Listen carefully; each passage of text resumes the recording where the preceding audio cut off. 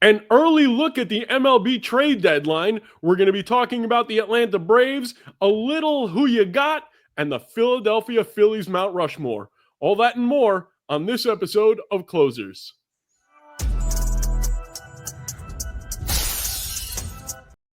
What is going on, everybody? Your boy James the Greek here. And as usual, I am joined by Mr. 69, the only man with exactly 69 saves in Major League history, David Ardsma. DA, what's going on today, buddy? Not a whole lot, trying to figure out what jersey you are wearing there. Those are interesting colors. They almost look like Hartford Yard Goat jersey. Nope. Now we get to see full screen. Yeah. I like it. It's my Griffey. Yeah, it looks like it's almost like Hartford Yard Goat, your Yard Goat color. Yeah, this is from his retirement. That's cool. Yep. So, how you doing, bud? Doing good. Just enjoying the nice warm weather down here in Arizona. It's beautiful. I was in the pool doing some workout yesterday, swimming around a bunch. Wow, you got such a tough life, man. Retirement looks good on you. It is not. I am by far not even close to like retired. I am not freaking stuck. Fair enough. By the way, before we get started, I have a new line that I like to use when talking to Yankee fans. And I want you to. What is this? That Ohtani's so good that he can beat the Yankees in his sleep. Why is that? Well, they were playing the Yankees the other day, and when they beat them 13-2 or something, Ohtani actually ended up taking a nap by mistake on the bench. His head was up against the railing. He was like, I doubt he actually was asleep. It's probably funny. Look it up, man. He's asleep. I'll check it out. It's pretty awesome. All right. Lots to talk about today, so I want to get started. The Atlanta Braves, they are 11 games behind the New York Mets in the NL East. My question is, David, are they done? Do they have any chance in coming back? The Atlanta Braves, 27-33 as we're speaking. They are currently, I was looking at this, 11th in pitching and ERA and something like 17th in offense. I go OPS when I look at offense, and I go ERA on pitching. It's just the easiest way to look at it. Just the other stats. At the end of the day, don't score a bunch of runs, hit for extra base hits, and don't give up runs. It's pretty simple. Are they done? No. No, I still believe in the players on this team, the superstars on this team, and what they have to offer. There's too many good players. Acuna playing very good baseball too. Austin Riley is way too good of a player. Matt Olson's too good of a player. Ozuna is still like doing great. It's just they're just not doing the little things well right now. And again, they started off really bad. 0-7. They're on a bad streak right now, 3-7 in their last 10. It's just this. They got to figure this out. And maybe this is when you get rid of Snedeker. I like Snedeker as a manager. I think he's done an incredible job there. Obviously brought them to a World Series title. I just haven't heard that real get behind them, get behind me, fellas. I'm gonna pick you up and carry you and push you to this championship. I haven't really felt that or heard that from Snedeker, and that's what I need. I need somebody right now at this point that can rile them up a little bit. You know what? There's a couple managers out there that have already been fired this year that are great managers. There's some people out there that can like get the troops going. We need some energy in Atlanta because right now it is just too ho-hum. Like, oh, we're just accepting this. We shouldn't be talking about this with Atlanta. This team is too good. They've gone through some crazy injuries, especially on the pitching side, but they're too good of a team up and down to be at this point. Are you surprised by the move they made when they brought up from the minor leagues? They promoted their former manager, Freddie Gonzalez, to third base coach now with the big club. I find that very interesting. And if I'm Brett Snedeker, would I be worried about that? 100% be worried about it. At the same time, guys, he should not be there. Great. He was good at the time when he was there, and then he wore out his welcome a lot. And while I was there, I did not see players that were rallying behind him either. You need young blood. You need young energy. You need some ex-ball player coming off that from retirement and walking in there with some energy and some like fire in his ass and wanting to win. Freddie Gonzalez will bring some fire, and will be a new opportunity, new chance to kind of prove himself. But I need somebody that just has a different voice than what I've heard. And I had been in that locker room, I heard Freddie, and it was towards the end. I get it. Like things kind of are dying off at the end. I think that was his last actual like month as a Braves manager when I was there. But you need new voice, new fresh stuff. Hines is out there. I mean, I don't know. There's so many damn names out there, so many young players, so many guys with energy. Get me somebody new and fresh in this place. So I don't see any chance that they're going to come back and win the NL East. And I'm not saying that because they won't win the East. Okay. But wild card's not out of the question by any means. No, certainly not. But you said it. There's no chance they're going to the NL East. The Mets and the Phillies are just too good. You can't catch up to two teams that are both ahead of you by like 10 games or something like that. Two teams like that. I mean, don't get me wrong. The Braves 2 years ago went on a run in the second half or what is it, 3 years ago, whatever, 2 years ago. That was just unheard of. Insane. Yeah. And it was like this moment on, everything changed. Mm-hmm. But we can't keep relying on that. Like last year, we were waiting for it to happen. Never happened. But they had so many injuries on the offensive side last year. Now they're having pitching injuries. And when you got two teams ahead of you that are that far and that good, neither one of them are just going to fall off. So I have to be looking at that wild card and saying, okay, can I go into this wild card situation and be hot? But right now, I have a lot of teams ahead of me, and I'm already 6 games back. I hate when teams wait till the trade deadline to make moves. Stop waiting until the trade deadline. Make the move now. You're 6 games back at the deadline. You're like, okay, well, maybe we'll find out if we're buyers, or if we're going to find out if we're sellers. Be a buyer now, and it doesn't matter. You still have the athlete. Why wait till the price goes high on an athlete? Get them right now when you can make a decision. Maybe take some chances. Maybe we'll talk about some players they might want to go after, or just everybody's going to go after. Go after them now when the price is a little cheaper. Yep. And then, like when the trade deadline comes, you can still move that player for somebody else. So actually, the trade, even if you're overspending a little now, then you can trade them for about half that price, and then you didn't overspend a whole lot. Yeah. And I'm looking at the rotation over here, and this is the reason why I don't think there's any chance that they're going to be able to make it up in the NL East. But I am worried about their wild card going forward as well. Because where do you get on the rotation? What are you worried about? Because we got like Chris Sale. Chris Sale, you always have to worry is getting it done. Grant Holmes is pitching really well. He's at 3.7. Schwallenbach's at 3.31. Sale's got a 2.9. With Sale, you always have to worry about a possible injury. That's for sure. Yes, but I mean, reigning Cy Young winner, right? Yeah, no doubt. But Spencer Strider hasn't been all that great since he's come back. AJ Smith-Jobber's on the 60. Ronaldo Lopez is on the 60. Yes, the guys who are playing Bryce Elder's the other dude in the rotation. What Bryce Elder was that? Bryce Elder's the other dude in the rotation, right?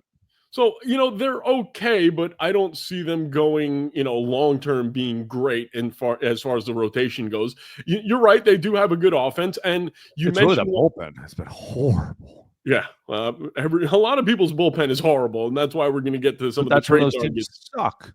When your bullpen's bad, you're a bad team. They're middle of the road. I mean, I guess this. Here's the numbers. They got 3.64. The Cubs, San Diego, Mets, and San Francisco have been better than them. It's what it is. It's not that they've been horrible. Sorry, let me rephrase that. They just haven't been lights out. Yeah, and that's what it is. Like everybody's doing. You know what? No one's doing really bad, but no one's doing just like holy wow. And it's just absolute shutdown. They got some guys guys overall are doing okay, but they don't have that just locked down guy right now. Yeah. It's an interesting situation with Atlanta because you look at the team, they're not getting any younger. I don't know. My question is this at the end of the day, and I know the answer is going to be a no guaranteed, but when you're looking at Atlanta and you're saying, okay, we're kind of in between. We're not young. We're not old. The guys that we have are good. They're not great in some cases. Would you ever consider trading Ronald Acuna? I'm considered trading everybody on every single team. Doesn't Right. matter who you are. You always consider it. I think what you're trying to say is, would you consider trading him right now preemptively? Like, go you search for the trade versus somebody coming to you with a massive trade, right? Yeah. Yes, I would look at it right now. I still think, and I'm going to tell you right now, I still think the Braves are a good enough team if they added a piece in that rotation, maybe changing the manager right. I don't think they need to do a whole lot on that offense, but maybe a guy, is Alex Verdugo hitting 254, no home runs, the guy that's really going to make a difference for you? Not Is really. Nick Allen hitting 233, is Ozzy Albies doing okay at 232 with 6 home runs, but like not that good. It's So you have amazing that I'm sorry to cut you off. It's amazing that we're saying pretty good with 230 and 3 home runs. Like he's that's slugging 340. Like Michael Harris Jr. is hitting 227. That's the problem with this lineup is it's top heavy, but it's not top heavy like the Mets, Phillies, Dodgers top heavy.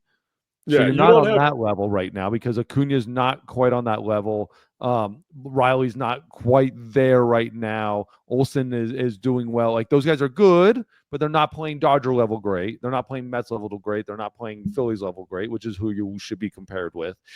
And the bottom of the lineup isn't producing to a level to protect those guys. That's the difference when you get to those lineups. The bottom of the lineup isn't hitting 220 across the board with no home runs and like zero slugging. They're holding their own as great role players.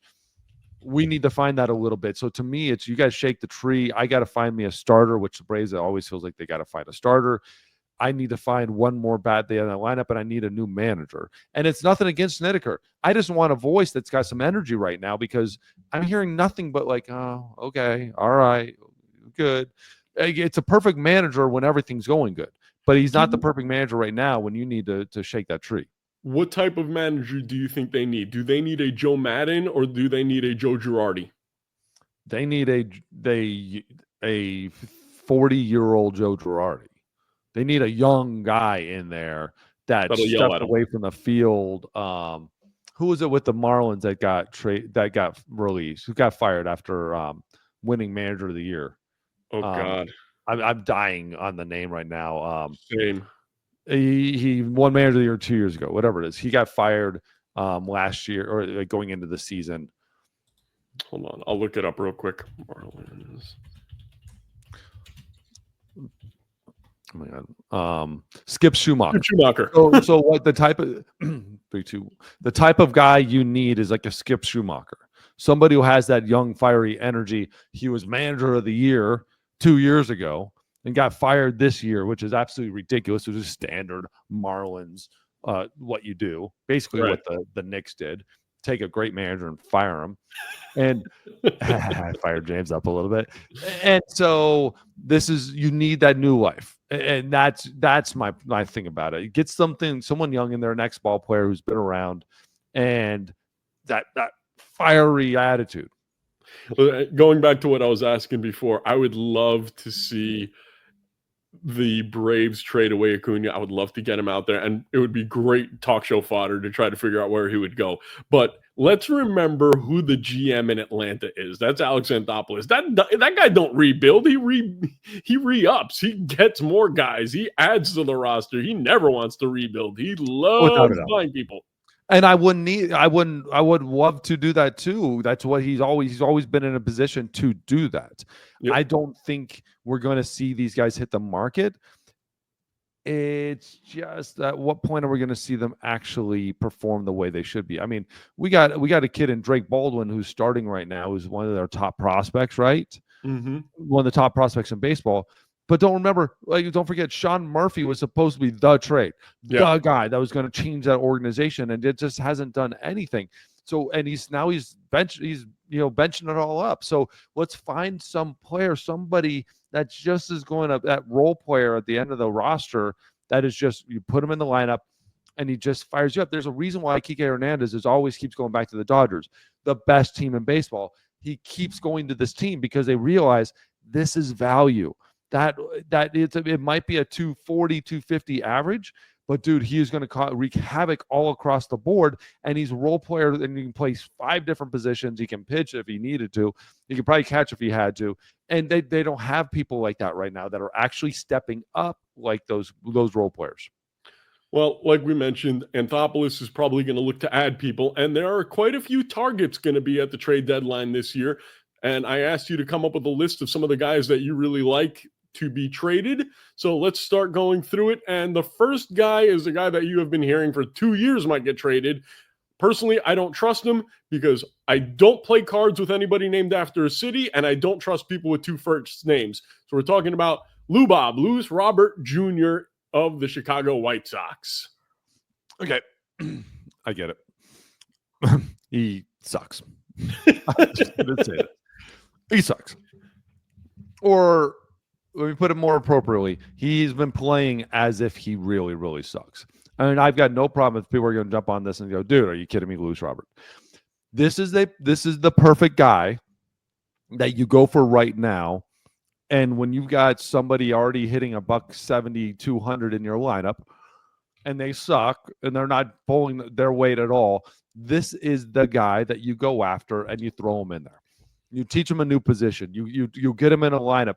I think Louis Robert Jr. is playing crappy because he's on a really crappy team and he needs energy. He needs to walk in there and have a fiesta every single day. He is a perfect candidate for a team like, and I'm not saying like position. This is like they're a perfect candidate for the team. I'm just saying the type of team is like a Padres, the Braves. Somewhere where you walk in that locker room and everybody should be upbeat, energized, excited to go to the ballpark every single day. You don't put him on a team and expect him to put you over the edge, over the top.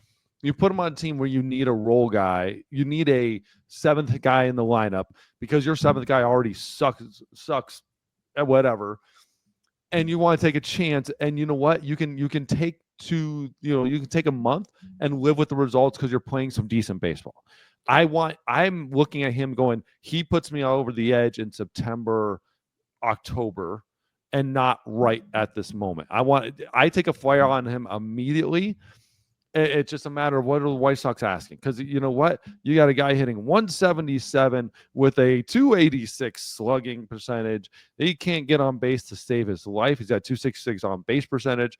But he gives you great defense. And you know what? He was a time when he was a 330 hitter, a 285 hitter, 264. It has consecutively gone down when the team sucked. I'm calling it right. You throw him on somewhere that's good and you take a chance. I'm calling it right now. He's going into the Mets. That's a perfect position. That's a perfect place. You walk in, you don't have to be a superstar. The team's already playing good. They've got a Latin vibe. They've got energy. And you go, dude, just go out there, play great defense, and whatever you give me at the plate. And then you know what's going to happen? He's going to start playing. And I think he's a guy that'll give you a 250, but his 250 could be a scary 250. Right. We'll see. I still don't trust him. I do see him going to the Mets. I'm not. I don't trust him, but I got to find a place where I already don't trust the guy. That's the important part. All right. Up next, IKF of the Pittsburgh Pirates, Isaiah Kiner Falefa, Ralph Kiner's nephew, I believe it is. What do you know? What do you see?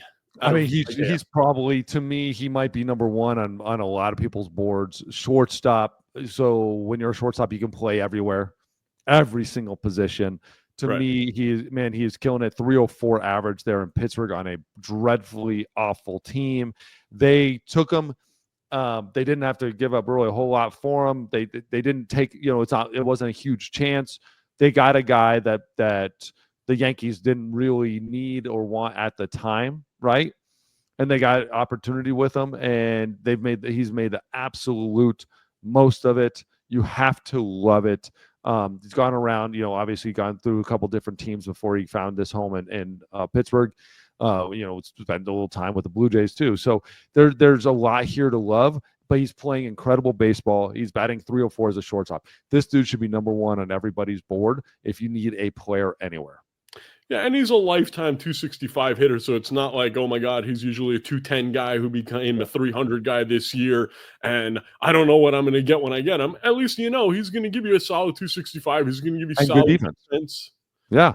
Yeah. Like he was a Texas kid for a while, Yankees, obviously, with the Blue Jays, and now Pittsburgh. He has turned it on. He's figured it out. He's playing great baseball at the moment when a team that he's on is horrible. And there's no reason they should have him by the end of the year. Trying to think what team he should go to. You have any ideas? You know what? Again, I'm not great on that part of it. I'm trying to figure out where the best place for him is. But Yeah. seriously, anywhere that needs I'm looking at left field, shortstop, second base, maybe even right field, anywhere in those three spots, maybe even third base. But if you have a shortstop just kind of struggling, this is a pickup, man. He has turned his career around right at this moment. He would be pretty good as an option, and because he's going to be a target for a lot of teams, I don't think he'll go there, but I would love to see him go to the Angels. He's a good stability guy. He's going to give you good defense. The Angels got to start getting more guys like that. They got to stop with the guys like Tim Anderson, who they released because he was good 10 years ago. Yes. I just don't think the Angels are going to be buyers at that No, point. they're not going to be buyers, but that would be the kind of move if they were smart, they'd be like, okay, I'm going to take this guy long term, 2-3 years. I think he's a quality ball player. That's the kind of guy they should get. The way I look at it is I don't know if I'm trading for him for 2 or 3 years right now. Right. I don't know, but I do know I'm trading for him for a run right now. Okay. I'm taking that 3.04 average and going, dude, this is it. Like he had 292 with the Blue Jays. So he's giving you a lot. He's not giving you a whole ton it's not like he's driving in 70 runs and all that sort of stuff, but he's giving you what you need. Make a run for him right now. Yeah. All right, next guy on your list, Ryan O'Hearn of the Baltimore Orioles. Again, a guy that you are buying heavy on right now. If the Orioles are sellers at any single level, him and the next guy are the guys are selling. They've kind of hit a little bit of gold with him. He's 31. He's not a part of their future plans. I wouldn't have him for part of my future plans at all. And it's nothing to do with that he's not good. It's the idea that I already have a bunch of guys in those positions. I already have a bunch of young players that I need positions for, and right field is an easy position to throw some people in. It's been an incredible find, especially after losing Santander. So it's been amazing that he's gone to 328 this year. He's had a great career at Baltimore right now. You make that run right now with him. He's a guy that you can put in the corner outfield spot, and he will play good baseball. He's hit for some power this year. Right now he's got 9 home runs. He had only 15 home runs last year, obviously in some limited capacity on at bats with 443 at bats. This year, 177. He's almost already over. He's going to catch that home run number within a month here. I'm trading heavy on him because if I'm the Orioles, that's where I'm dropping some contract weight. I'm getting my young players in that lineup and finding out what they got. Next guy on your list, also a Baltimore Oriole. You mentioned him, Zach Eflin. Another guy, 31 years old, having a okay year, 4.46 ERA, 4-2 right now. But he's a guy that I'm on radars, right? He has had some incredible years. When they brought him in from Tampa Bay, he had pitched very, very well with Tampa. Higher ceiling, and he's a guy that's going to help somebody.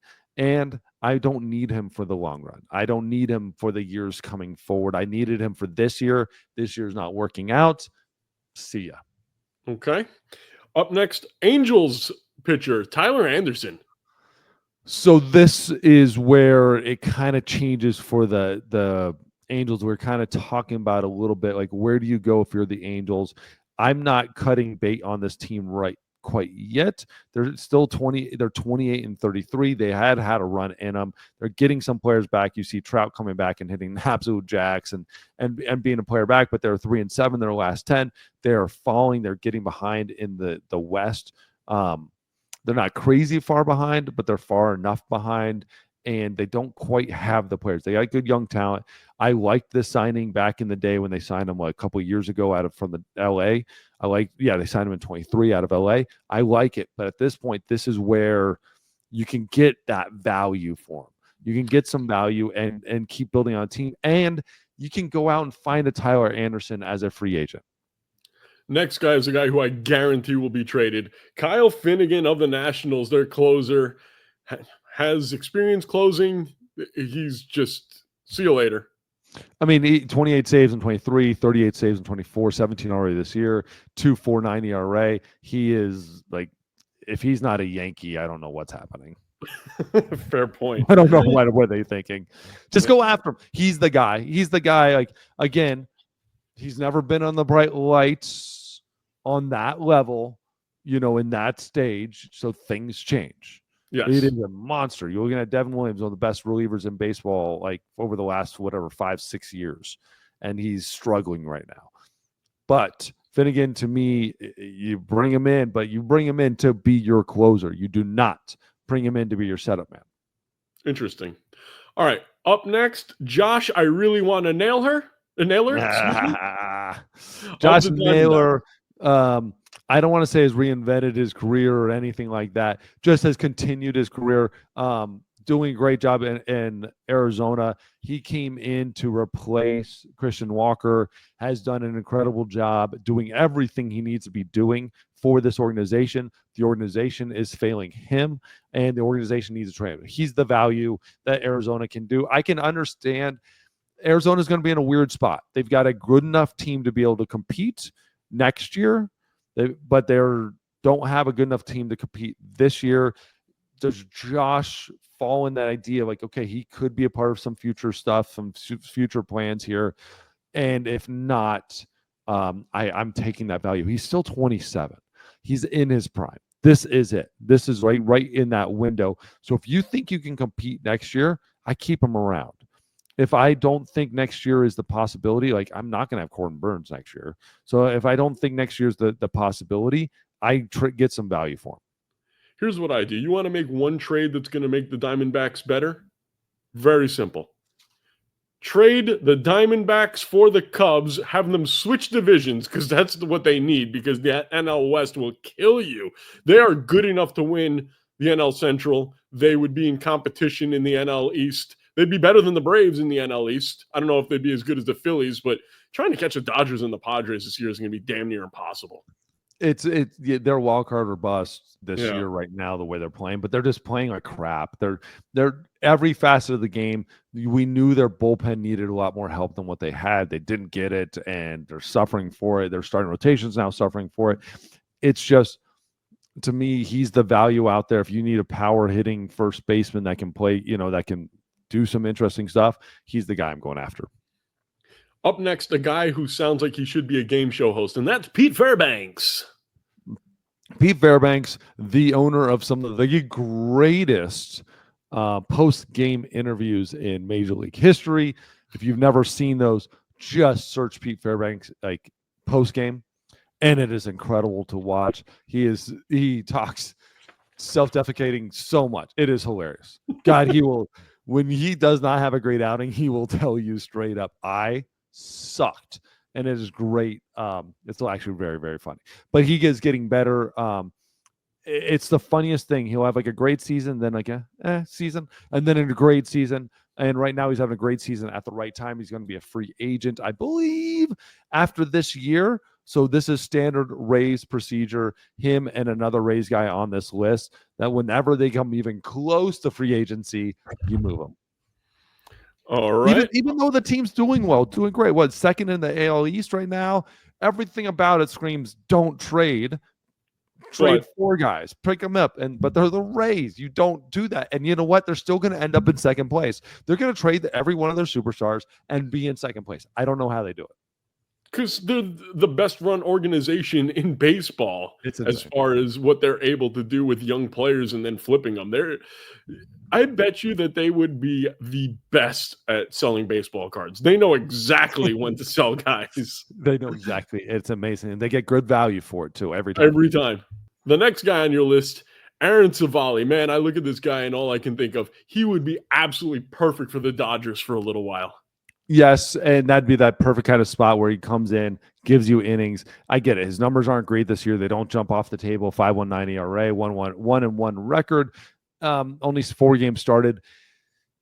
he's going to give you the innings. He's going to give you the time. He's going to go out there and pitch good baseball. He has a career 4.0 ERA, so he's going to pitch better than this, especially when you get him in a position like the Dodgers or a team that's playing really good baseball. Not that the Brewers aren't playing fine baseball, but to me, he's a target. He's somebody that I would definitely be going after if I'm another team. If I need a 3, 4, 5 guy somewhere in there, if I'm the Dodgers, yes. Maybe if I'm the Yankees, I have an injury or two at the end of that rotation. He seems to me like screaming kind of like Met too at the end of that rotation.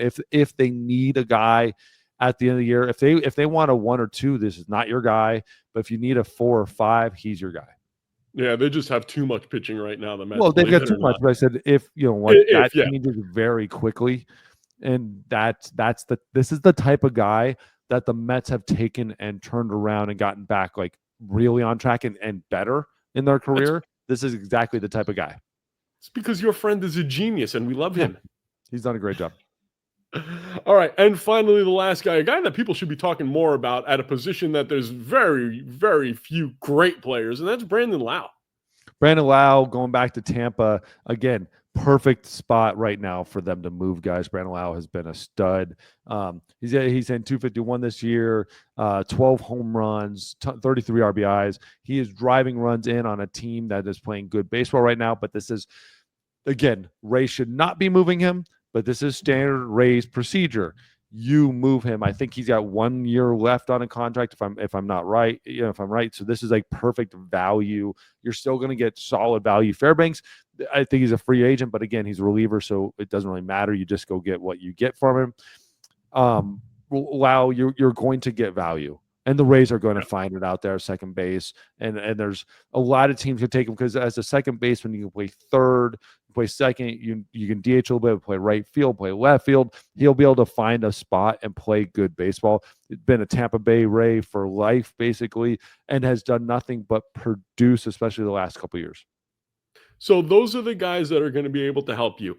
And if you're a GM and you really want to get helped, what I would suggest, because we all know that pitching is necessary. So if you're a GM, don't look at other teams. Just find out who worked with David Arzma at Top Velocity Pro, because those are the guys that are going to get you over the top in the future.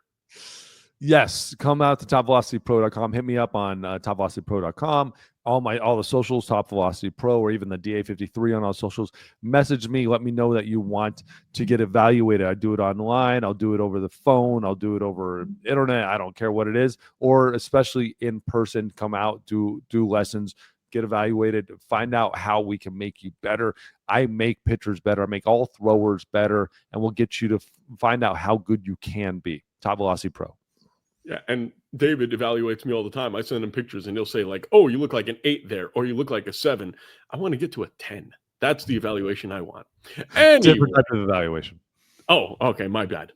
All right, so I was at the Met game last week, and I was sitting there hanging out with some, hardcore baseball fans, my buddy Tommy, my godbrother Jimmy, and we had an interesting conversation. And I had to bring this to you because this is this is a good one. So for this edition of Who You Got, David, would you rather have for their whole career, Griffey or Pujols? God dang it. Jay, I know. This is a tough one. I saw this come up, and I'm like, oh, my. This is hard. Okay, so you got two different things, right? You got first baseman, you got center field.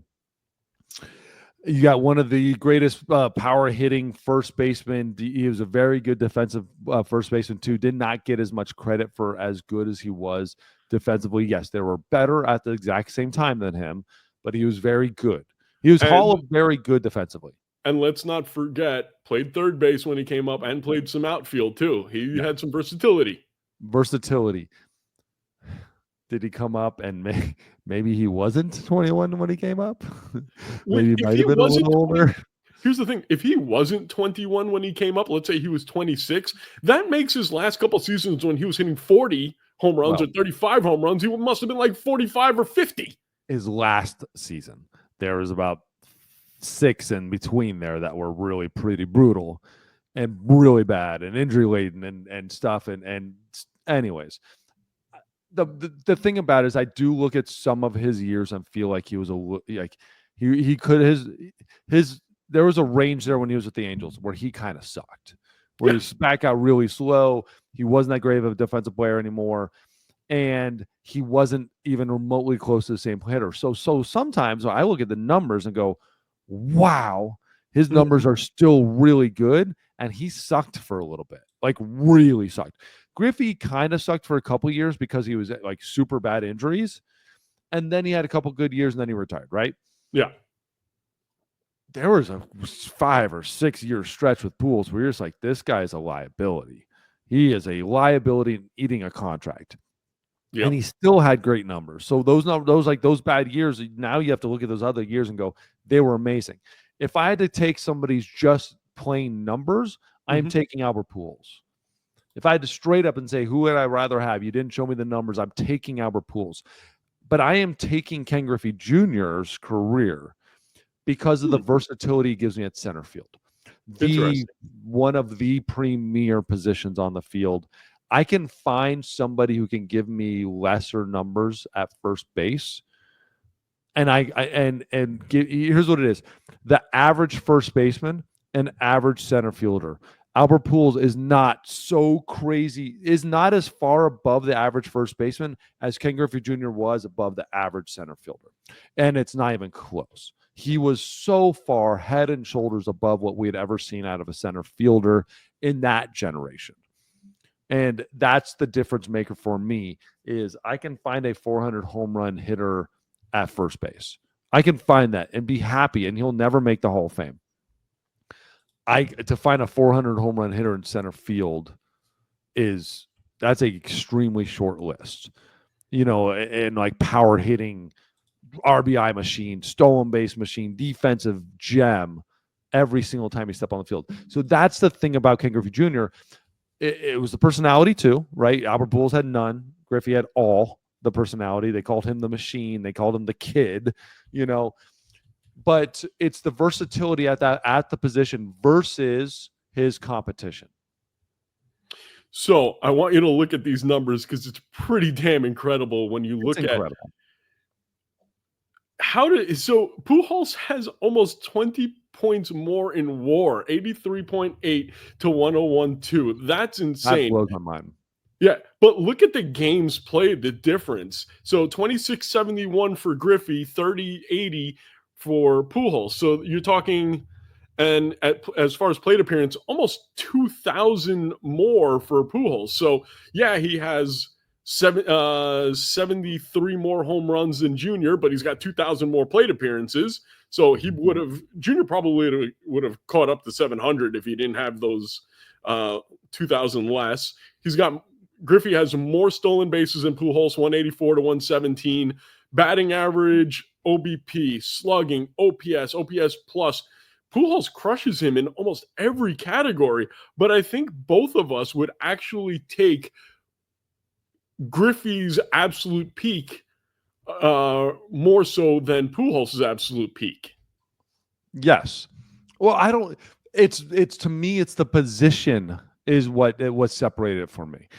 Pujols' peak, Griffey's peak were very similar.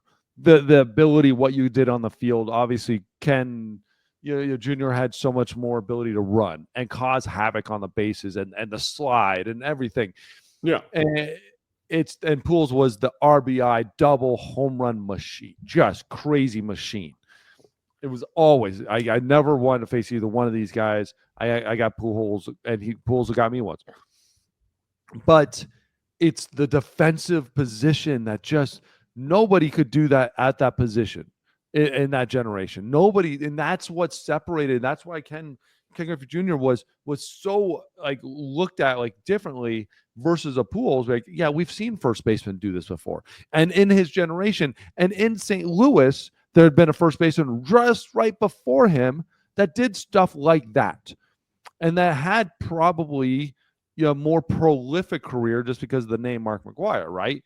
So we'd seen that in that position right before him, and then it almost just felt like it carried on. We had never seen a center fielder like that for years and years and years and years and years. You had to go way back to the Willie Mays era before we'd seen a center fielder do what Junior had done. And then you get to some of those outfielders in that generation that were just incredible, and Mickey Mantle and those type of guys. So that's the difference for me. So two things, I look at these numbers and all I think about is Judge versus Ohtani, because I think Griffey is more like Ohtani, where he could beat you with his legs, he could beat you with his power, he can beat you everywhere, where I think Pujols was more like Judge, where you're going to get a higher batting average and you're going to get more power on average throughout all the years. But at his best, you're going to have Griffey. Now, 17.9 home run 17.9 plate appearances per home run for Junior. 18.5 plate appearances per home run for Pujols. So Junior was hitting a home run one at bat, or like half an at bat sooner every single time in his career. And again, Junior had his injuries. When his injuries hit, they were bad injuries. When Pujols' injuries came, they weren't bad, but they were just nagging. And the thing too is, at the same time, his numbers started going down. Junior's was like injury, numbers down. Yeah. And Pujols was like, you were seeing it. I remember too, that contract when he signed it with Anaheim, that was a big controversial thing that people were like, guys, his numbers are not trending the right direction. They're going down. And people were kind of like whispering about it without screaming, because you didn't want to just say, hey, like multiple time MVP winner is just going to suck here. But his numbers look like they're going to suck here. And then they did, and they sucked. How is it that you had Pujols, Ohtani, and Trout, and you still couldn't win? Exactly. All right. My last question on this subject. When Pujols is elected into the Hall of Fame, because he hasn't been yet, Alex, is he obviously he's a first ballot? Will he get more votes than Junior? No. You don't think so? Now that they have the unanimous, that unanimous glass ceiling has been broken, I don't think so either. But it's going to be interesting to see how many people don't vote for Pujols for whatever reason. Maybe because they think he lied. Maybe some people still think that he was a steroid guy. I personally don't. I don't know about that. He played in a generation of testing. His entire career was in a generation of testing. So if he did it, he wasn't doing the big boys that the McGuires and Sosas and people have accused Sosa, McGuire's, Canseco's, and Bonds and Clemens and stuff. So he would have been doing an HGH, testosterone type of stuff. Would have been different. At the same time, I mean, I saw him from the day one. I'm like, dude, this day one, it was the last day I saw his entire career. It was the same dude. He was the same. I think with him, it was like, a lot of people ask, like, there's no way this dude's 21. Like, this dude is, I've seen 21-year-olds. He looks like he's 26, and he's swinging like he's 30.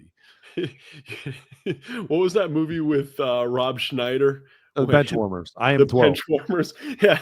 Pujols went to the team and he had a piece of paper with his picture on it and says, I am 12, and gave it to the guy as his birth certificate. So less votes from Griffey. Griffey just it's such a personality too thing, like media darling and stuff like that. But man, Albert Pujols is incredible. Best first base power hitter I'd ever seen, ever faced against. All right. Well, if you like guys like Pujols, guys like Griffey, there's only one place to go to get your baseball cards, and that's J&J Sports Cards.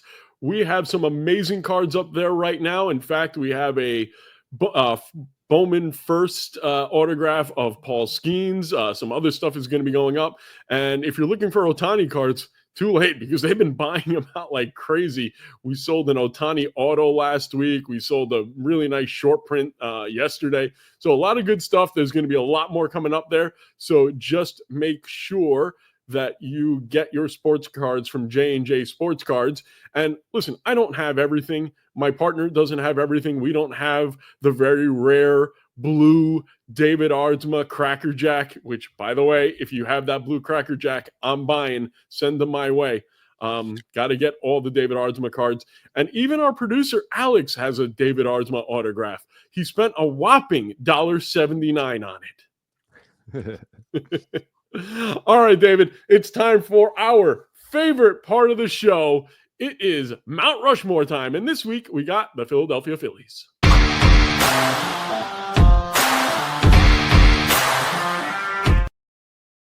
Was the guy on the left supposed to be Bryce Harper with that big old beard and the big mustache? Was that supposed to be Bryce? I was trying to figure out who that is, but the number two guy on there looks like our number one on the list. Looks exactly like him. And who is your number one on the list? Number one on the list is arguably one of the greatest third basemen of all time. It is fun to hear people argue because he is on a very short list of what people would say the greatest third baseman ever to play the game, Mike Schmidt.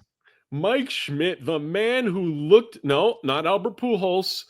Mike Schmidt, the man who looked 40 when he was 20. Look at him. I don't know why. I just look at Mike Schmidt and maybe it's the mustache, but dude, look at him right there. He looks like Chuck Norris. He looks like he's 40 years old and ready to kick Bruce Lee in the head. And I don't know about you, but whenever I think, and I probably said this with the Royals, whenever I see Mike Schmidt, I think of George Brett. To me, third base, those two guys, and there's nobody, I mean, there's other guys, but of that generation, those were the two third basemen, and always going back and forth as who's the best. Well, you get Brooks Robinson in there now. You got a little Scott Rowland conversation. I don't think Scott Rowland's not in that conversation. Thank you for cutting me off. I don't think he's on that short list, but he's obviously very, like, numbers wise, he might be pretty close to some of these guys. But it's really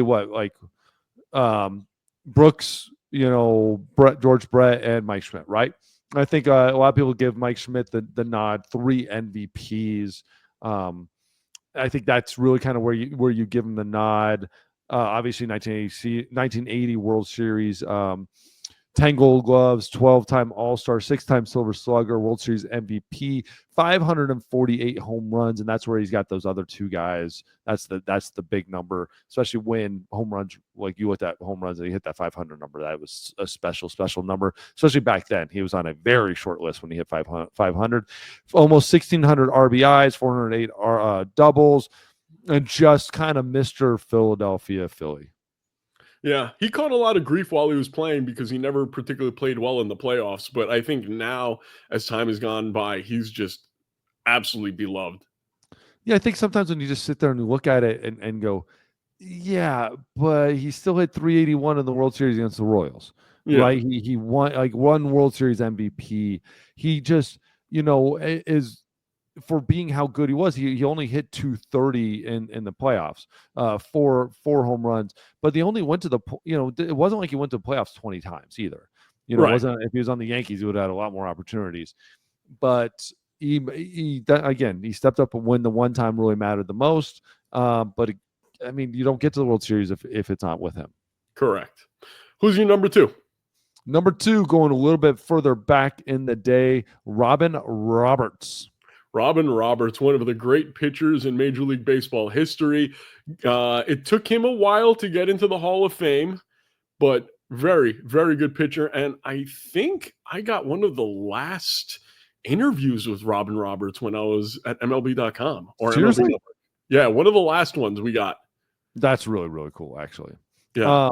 So yes, it took him a while to get in the Hall of Fame, but the thing about him is when he had that middle run with the Phillies, 51 basically all the way to like a 58, it was just dominant, absolutely dominant.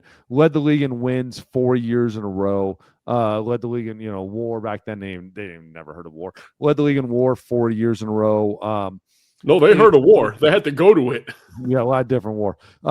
Was leading in innings pitched, leading in basically every number, strikeout multiple times, strikeout leader, MVP 7, MVP 13, MVP 2, MVP 6, MVP 7, MVP 5, MVP 23.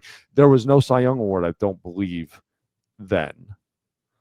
I don't think remember. so. He was an all-star for 7 years in a row, and as a pitcher, that is extremely difficult. It's a lot easier as a position player than it is as a pitcher to make those all-star teams like that. Their level of having to play is a little bit higher, I believe, as a pitcher than it is for any other position. Was 234 of his 286 wins were as a Philly.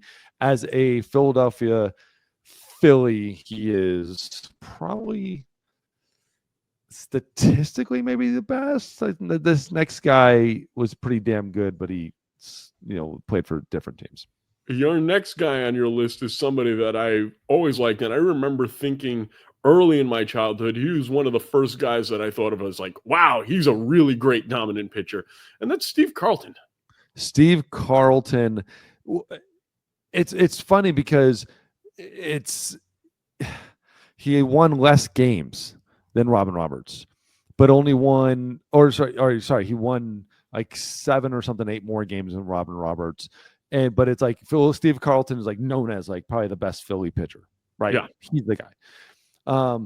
But it's a little bit different because he got the awards that Robin Roberts never got. Even though Robin Roberts probably should have gotten some of these awards, probably would have gotten these awards if they had existed. But 4-time Cy Young winner, Triple Crown winner, 2 times World Series champion, Gold Glove, 10 times All-Star, ERA title, obviously Hall of Famer, 241 wins as a Philly, 3 ERA, 3,700 innings pitched as a Philly. He won all 4 of his Cy Youngs there, won that Triple Crown there, which is kind of like the thing, like the check. You win a Triple Crown and you just keep pitching over the course of your career, you're going to be a Hall of Famer. And of course, Steve Carlton had the pleasure of being the first pitcher to ever face one of my favorite players of all time, Mr. Bo Jackson. Did he? Was it? That's a good check right there.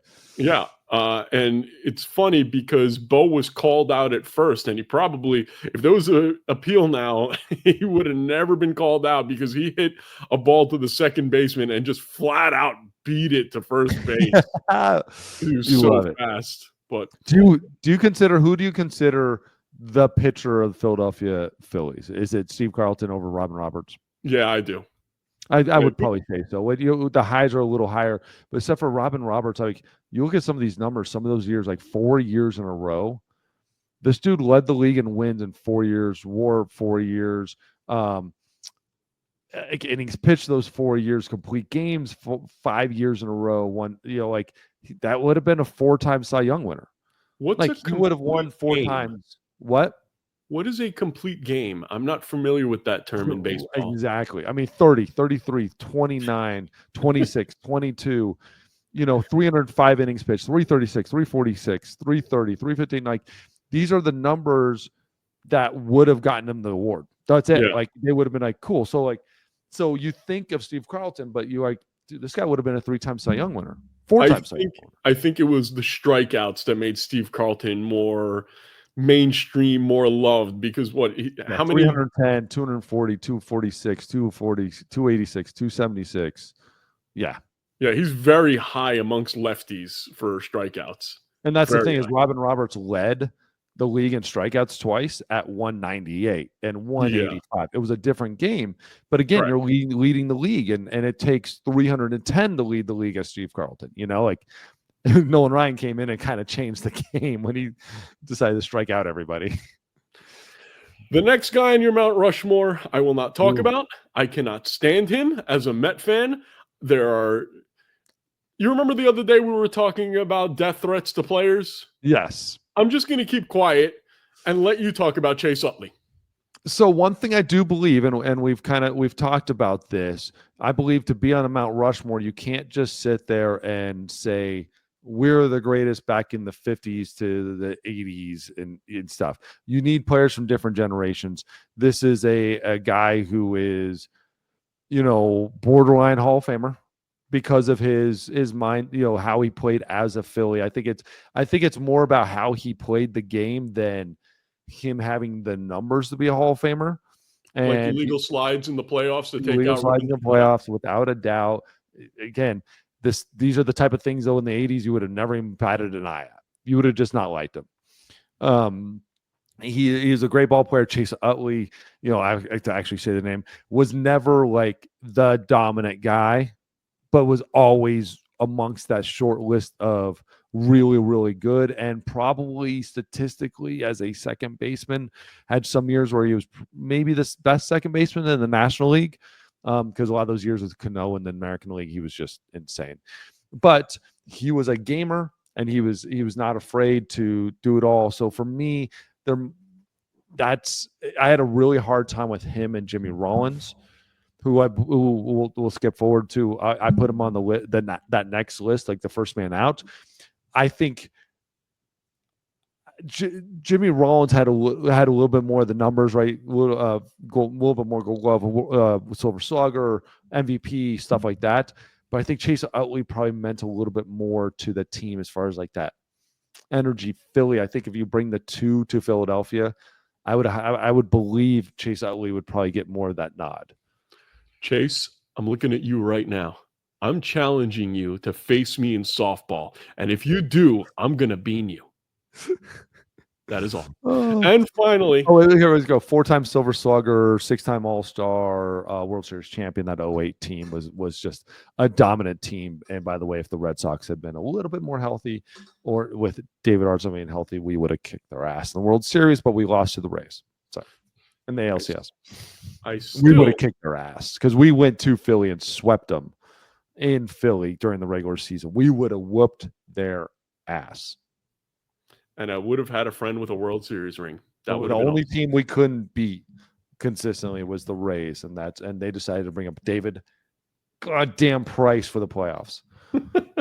God, and I was hurt, and like I dominated the Rays, and I was hurt, and I couldn't. I was a kind of setup man at that point, and our setup guys struggled. Anyways, I'm not frustrated at all about it. I just want nope. You're not bitter.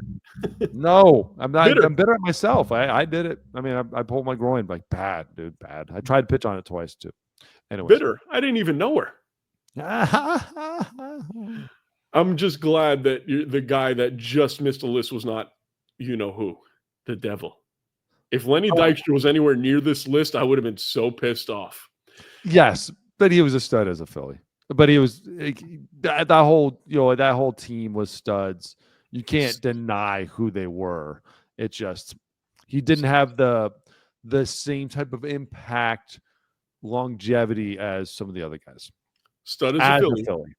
Stud as a Philly. Piece of shit as a human. And finally, who's the guy that's on the team right now who can make it? And well, we missed one more guy. Okay.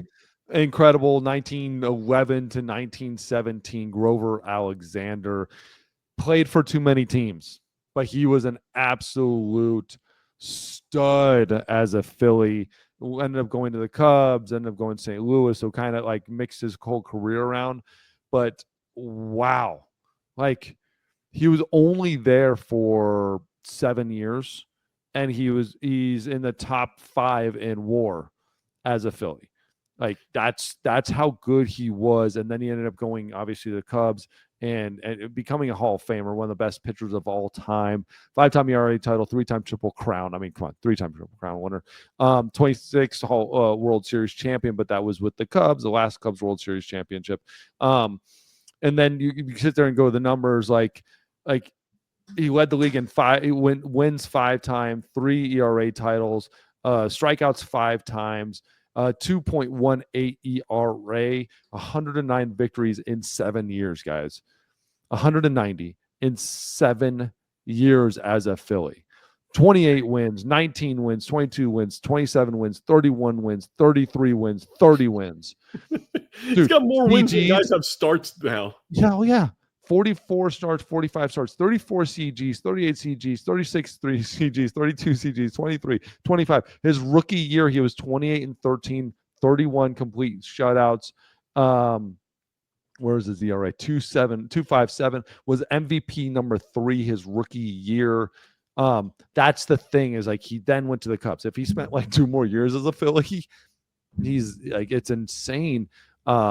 What had happened? What's crazy is then he had 2 wins the next year as a Cub, and then he ended up started going again and being just all the world. Grover Alexander, just before just not enough years as a Philly, should be on the list. I have to name him. He was so good as those years, but him and Jimmy Rollins, I have him on like first man out. You just wanted to say Grover. Have you ever met in your life? Have you ever met anybody with the name Grover? Not outside of Sesame Street. All I can think of is Grover Alexander, Grover Cleveland, and Grover from Sesame Street. That's it.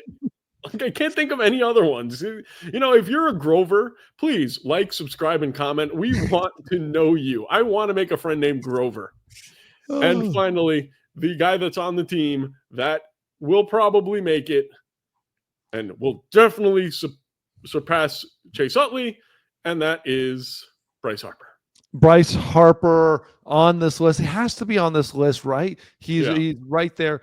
It's just when like he's getting those ages, right? He's 32 this year. He's gonna be 33. Like, how are the numbers going to fare in the next couple of years? Is he gonna keep this up? If he stays at that, like last year, he had almost 5 WAR. If he just kind of, that's an easy number to throw out there. But if he just kind of continues those numbers, I mean, he had 30 home runs. He was MVP number 6, Silver Slugger. He's been Silver Slugger 3 times, MVP, All-Star 2 times, which is crazy. He's only been an All-Star once. He won the MVP in 21.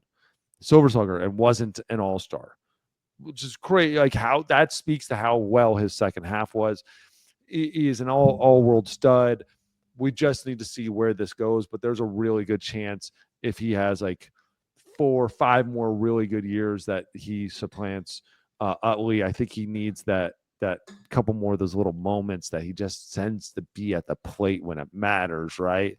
And the world kind of stops when he's at the plate, like in big moments. I just like that the world has finally switched their opinion on Bryce Harper, because there was a time where everybody hated Bryce Harper, and Yes. I loved him. I always liked him, and which is amazing. He was a little bit of a douche. He was cocky. He was cocky. Now he's become confident. There's a difference where it's less about me, more about the team, more about look at everything around me versus before it was look at me. And that's where a lot of, like, there was some growing pains and some teammates had to let him know that, but then he stepped up. He's a leader now. It's awesome. Yeah, what I just like about Bryce, and what I liked from the very beginning, was the make baseball fun again hats. He always wanted to promote the game, and he always loved baseball. And that's what those are the type of players that I gravitate towards, people that are trying to grow the game. And you know what? You want to be cocky a little bit. Dude, if I was on the cover of Sports Illustrated when I was 16 years old, I'd be cocky too. I'm not going to lie. It's almost impossible not to be when they talking about you at that point the way that they were talking about him. Yeah. It's hard, and I get it. And you're going to have that. And honestly, maybe just some of that, hey, this is Bryce Harper, rubbed guys the wrong way, where it was maybe even less of him. And he's coming in as a young, confident kid. But you have all that stuff behind you. Sometimes it's just the game. Baseball itself wants players to come in humble and to leave humble. And when you don't, the game and players and everybody kind of tends to try to make you humble. I'll never forget, and we've talked about this before. Oh my God, I'm just dying with the Guardians. Who's the just stud? Jose Ramirez. Jose Ramirez came in. I'm like, this kid, who is this? Who do you think you are? And then I watched him play baseball, and I'm like, yeah, that's it. Like, I will give you all the credit in the world when you're walking off the field bleeding, jersey torn, and only because you wanted to make a base hit a double, and you're willing to do that for the team, not for yourself, but realizing like he's playing a different game than I was playing, and it took me a little bit to realize that. And when you're walking around, you're seeing him in the locker room, you're like, all right, if you can just pump the brakes a little bit in the locker room and just be one of the guys on the field, be that dude. And I think maybe sometimes with Bryce Harper, he might have came in the locker room and being the same guy on the field. And you don't want that guy in the locker room. You don't want the guy chest out of my way, watch me, like, and go be the superstar. You don't want superstar in the locker room. I just need a teammate. I need a buddy who wants to sit down, have a beer, and play some cards, and talk about, dude, how you doing, man? How was high school last year? Right. You know, just joke. I want somebody who can laugh and joke and have fun in that locker room. And then the moment those lights turn on, become a beast. Jim Thome, lights turned on, don't talk to this man. Lights turned off, he's my dad. Like, I'm like, dude, like, what's up, Jim? Like, hey, Mr. Jim, you know, like stuff like that. Like, and that's but that's the beautiful part. Like, Griffey was the same guy. Like, on the field, he had that little cocky attitude. In the locker room, it became a little bit more confident attitude. And I could imagine, though, him as a kid, it was a cocky attitude. I could only imagine. But then you're like, okay, like what? Like, but again, he's got enough of the smile, you can get away with it. But I can see Bryce coming in like Mr. All World. I don't want that in the locker room. I just want a dude. I want a buddy. You talk about Griffey being cocky. This son of a bitch jumped in front of his father and took away a fly ball. Funniest thing in the world. I love it. That's so And then he funny. got I want grounded. that on the field with the smile, though. You're not just doing it because like I'm better than you. You're doing it because I'm better than you, Dad. Like I got this. That's funny. Like I want that, and then I want in the locker room. I want to like hang out and like, hey, let's go grab some. Let's go do something. Like, Yeah. or just chill for a minute and talk. And that's the thing about Barry Bonds. I saw that in Barry Bonds. Yeah. He was willing to let go, take the barriers down because as a rookie relief pitcher, he wasn't scared of me. I wasn't going to threaten him, and he wouldn't do that to other guys. And that's where some guys are like, he was the cockiest guy I'd ever seen. And I'm like, he was really nice, but I wasn't a threat to him. I wasn't a threat to take away his thunder. Well, I disagree. You did take away best looking bald guy on the team. Yeah, and I beat Hank Aaron before he did. And you know what? That's the perfect way to end the show. I'm James. He's David. See you next time.